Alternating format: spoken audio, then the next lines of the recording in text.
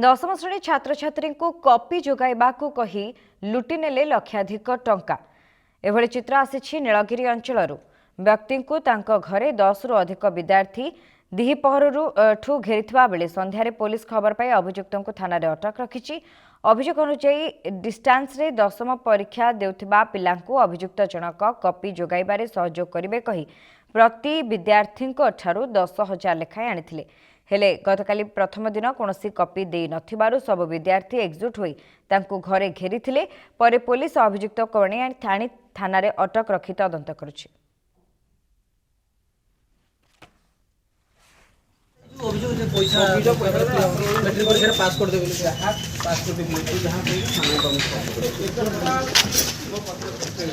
मैं अपन school admission होइतलु x regular केसी school admission होइतलु तो आमको आमे तांको चिन्हि नथिलु। सी आमको जोगाजोग करी ग्रुप रु नंबर नेकी आमको जोगाजोग करथिले जे कहिथिले जे मो पिलाटे जाउची परीक्षा दबा पई तो तम मानक पई भी मु कथावार्ता करिछि तो मते 10,000 लेखाएं दियो मु आपन को कॉपी रो शॉर्ट क्वेश्चन लो व्यवस्था मु करिमी।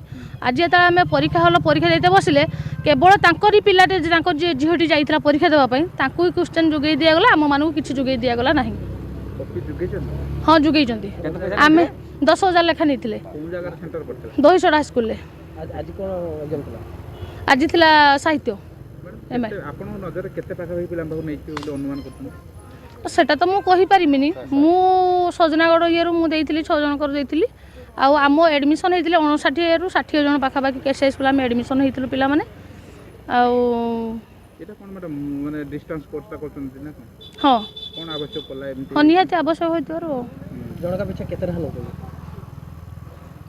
जनका तांकर आमे तो 10,000 लेखा देइजु कहा पाखरु केते कोन नै आमे जानि ताको ना कोन आपण झाउ देइछन ताको ना तांको नाटा आमे पर्टिकुलर कोन जानु तांको आमे नोना नोना बोली डाकू।